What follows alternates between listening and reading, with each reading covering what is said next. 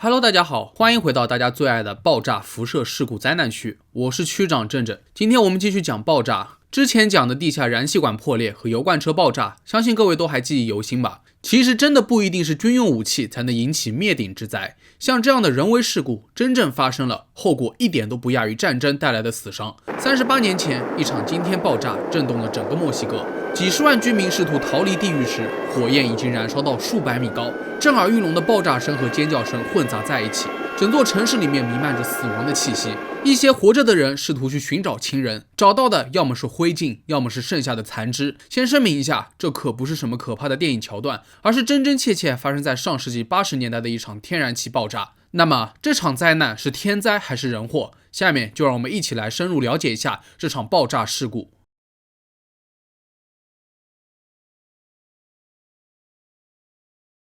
自从上世纪50年代开始，圣胡安科作为墨西哥城周边的城市，被鼓励建立大型的工业走廊。很快，这里就成为了繁忙的工业区。在1961年，墨西哥国营石油公司 Pemex 就把工厂建立在圣胡安科，它负责把不同炼油厂加工过的液化石油气供应给新工业区的家庭和工厂。紧接着，各种私营公司也纷纷在 Pemex 周围建厂，把天然气以钢瓶的形式分销到国内各个城市。随着工业化进程的不断推进，经济也日益繁荣，从而造成该区域的人口越来越密集，因此引发了不少弊端，像是环境污染、就业困难、住房拥挤、房屋质量粗制滥造，用纸板和木材就搭建了临时住所，看上去岌岌可危。1984年11月19日，圣胡安科小镇的人们还在熟睡，在凌晨3点左右 Pemex 工厂附近的居民们闻到了强烈的煤气味，但因为当时大多数人都在熟睡，所以并没有引起很大的骚动。直到凌晨5点半，一根直径为20厘米的管道破裂，该管道的作用是将液化石油气从炼油厂运送到其中一个灌区附近的储存设施，可能是因为装的太多，导致回程运输线的压力过大，出现了溢出。总之，管道破裂后，泄漏持续了5到10分钟。到5点40分左右，一团巨大的易燃蒸汽云笼罩在半空中。4分钟后，伴随着一声轰天巨响，云层爆炸并燃起了惊天大火。一瞬间 ，Pemex 工厂内火光冲天，6个球形液化石油气储罐和数十个圆柱形容器爆炸，整个工厂瞬间被摧毁，气瓶的碎片飞向四面八方，就连周边的城市也都能看到这突如其来的闪光。更糟糕的是，工厂内当时储存了至少11000立方米的液化丙烷和气态丁烷。爆炸最初的影响范围只在工厂周围的10来座房屋，可由于房屋的屋顶很多都是用木材和纸板所制，非常的易燃，许多居民楼的屋顶都开始着火。这一领域的火灾又引起了多起爆炸，一发不可收拾，就好比多米诺骨牌。大量的家用气罐、存放液化石油气缸的工厂也都接二连三的发生了爆炸，总计11起。其中，墨西哥国立自治大学的地震仪总共记录到8次大爆炸，最后一次是在早上7点01分27秒，此后爆炸才算真正结束。实际上，这一系列的爆炸就是属于 BLAVE 类型，和我之前讲到的西班牙油罐车爆炸原理一样，这是一种沸腾液体膨胀产生的蒸汽爆炸。简单点来说，就是当易燃液体沸腾后成为蒸汽膨胀，装载容器一旦承受不住压力就会渗漏，直到空气当中的易燃蒸汽足够多，只要来一点点火星就会产生巨大的爆炸，而爆炸的一瞬间还会引起大火，形成的巨大火球就像是一颗小型核武器爆炸，冲击力极强，容器的碎片残骸会被炸飞到很远的距离，造成的伤亡尤为严重。果不其然，这次的爆炸形成了一个半径为200米的巨坑，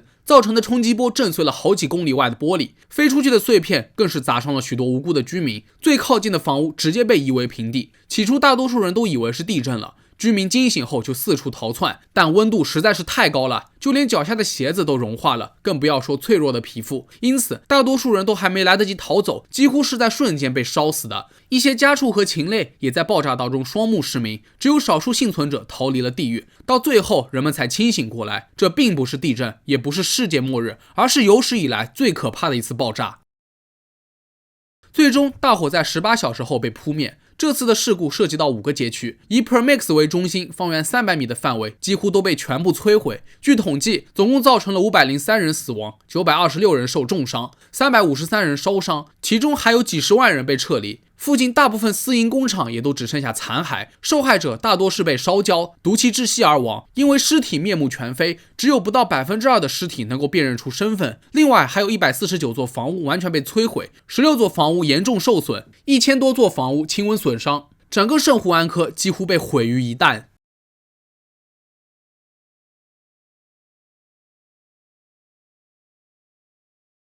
根据幸存者玛格丽特的回忆，爆炸发生时，她正步行去商店买牛奶，突然眼前的一切都变成了红色，紧接着就是令人窒息的热浪。玛格丽特虽然不知道即将要发生什么，但她开始下意识地跑回家。果然，随之而来的大火和爆炸声让她开始恐惧，地面变得烫脚。玛格丽特一心想着回家救孩子，脚底的皮肤被烫掉了，也不敢停下脚步。随后，她成功地救出了一个孩子，但她的另一个儿子借住在叔叔家里，不偏不倚的就在爆炸区，到最后都没能见到儿子的尸体。当时几百米高的火焰映红了整个天空，所有的一切都被炸成了碎片，街道上随处可见被炸飞的四肢，血淋淋的样子让人触目惊心。而玛格丽特自己因为被严重烧伤，接下来必须要进行8次皮肤移植手术，但她还算是幸运的，因为很多人甚至连进医院治疗的机会都没有。很快，该事故被报道为液化石油气造成的历史上最致命的爆炸，也是最严重的工业事故之一。由于事故发生在 Permex 的液化石油气储存设施中， Permex 公司也被称为众矢之的。还记得刚才提到的凌晨3点多的时候，有居民已经闻到了刺鼻的气味。据推测，储罐的超量、超压是造成管道破裂泄漏的主要因素，但按照正常情况，储罐都是有安全阀的，可偏偏也出现了故障，没能挽救出这场灾难。根据知情人士透露， Permex 最后一次检查设施是在5月11日，那个时候的检查结果就非常糟糕，比如容器老化、压力计显示错误，还包括了安全阀的故障问题。更可怕的是，第一次爆炸是在5点44分，直到6点40分，天然气才完全被中断。也就是说，在这期间运送的液化石油气，无形之中也成为了助燃剂。至于引起火灾的火星子是从哪里来的，有2种说法，一种是搬运过程当中引起的火花，还有一种则是人为破坏。可惜，所有的一切都被烧为灰烬，无从查起。在悲剧发生后的几天里，总统成立了专门的救助委员会，为受害者提供住所和经济赔偿。而 Permex 总裁以及其他政府官员却在这个时候开始指责 Permex 工厂周围的私营天然气公司，这反而引起了社会的强烈不满。迫于压力，1984年12月22日，墨西哥总检察长办公室才确定 Permex 公司应该对此爆炸负全部责任，并且从1985年起开始支付赔偿金。还记得刚才那位叫做玛格丽特的幸存者吗？他得到了一张来自 Permex 公司的赔偿支票，1500墨西哥比索，按照现在的汇率换算成人民币只有500多块。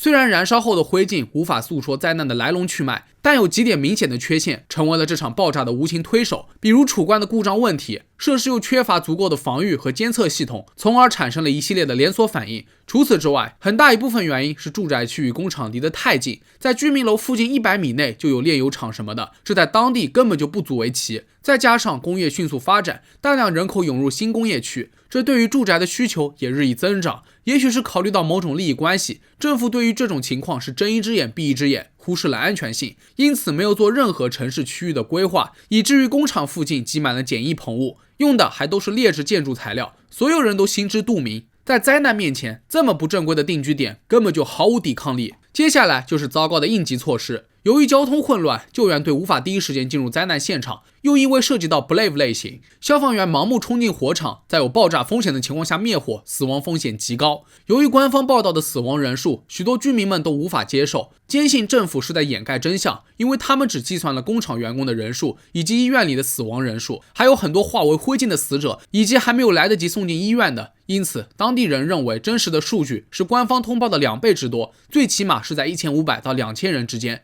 其中一位名叫埃斯皮诺萨的幸存者透露，灾后第2天，政府就急于埋葬遇难者，很多尸体的身份都还没有来得及识别，就被埋葬在万人坑中。埃斯皮诺萨有个亲戚，家里一共有5口人，在这场爆炸当中都消失得无影无踪。当他前去亲戚家中查看时，废墟中只剩下了小男孩的一只脚。然而，在遇难者名单当中根本就找不到这一家人的名字，可想而知，类似这样凭空消失的家庭还有多少个，真的是细思极恐。相比之下，埃斯皮诺萨算是很幸运的了，爆炸发生时他恰好不在家，但房子在高温当中被烧得一干二净，埃斯皮诺萨也变得无家可归。也许是为了让大众的情绪稳定下来，接受这一现实，天主教会宣称这一切都是罪孽的惩罚。有人还声称自己在大火当中亲眼看到了瓜达卢佩圣母正张开双臂。其实这种说法出现在墨西哥并不奇怪，要知道墨西哥的主要宗教是天主教，因此在这场灾难当中，教堂也被临时充当为受害者的庇护所，给救援工作提供了巨大的帮助。与此同时，也传出了受害者有罪孽的悖论，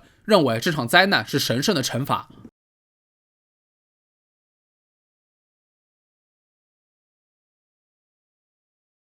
很多年后，事发地点被打造成了一个五彩缤纷的公园，成为了许多孩子玩耍的地方。只有一个新的消防站，似乎还在暗示着这段可怕的历史。可令人唏嘘的是，周围还有6家天然气公司仍在运行，看来还是舍不得这块大蛋糕啊。除此之外，圣胡安克的这起爆炸事故也激发了墨西哥摇滚乐队 Air Tree 的灵感，他们创作了一首歌曲，里面叙述了这场悲剧，表达了大众内心的批判。果然，这首歌大获成功，在后来每年纪念爆炸案的日子里面，人们都会唱响这首歌曲，提醒自己和所有人不要忘记这场灾难。